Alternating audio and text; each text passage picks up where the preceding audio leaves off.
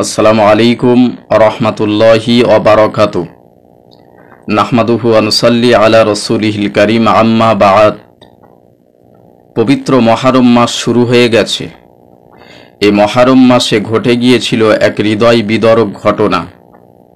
আমরা সকলে কম বেশি জানি, হযরত ইমাম হুসাইন রাদিয়াল্লাহু তাআলা আনহুকে ইয়াজিদ বাহিনীরা তারা শহীদ করেছিল। এর অনেক লম্বা ঘটনা, কিন্তু আমি মদ্দা কথা সংক্ষিপ্ত আকারে আপনাদের সম্মুখে উপস্থাপন করছি। হযরত ইমাম হুসাইন রাদিয়াল্লাহু তাআলা আনহু অন্যায়কে প্রতিরোধ করতে গিয়ে শহীদ হয়েছিলেন। ইয়াজিদ বাহিনীর কাছে আত্মসমর্পণ করেননি।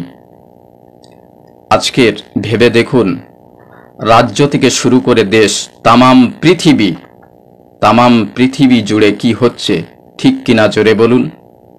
নিরীহ মানুষদের উপরে অত্যাচার, জুলুম, জেনা, ব্যভিচারে ভরে গেছে।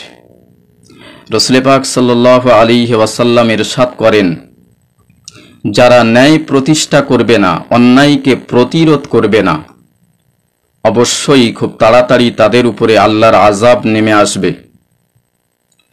আল্লাহর শাস্তি যখন নেমে আসবে, শাস্তির চোটে মানুষ আল্লাহর কাছে দোয়া চাইবে।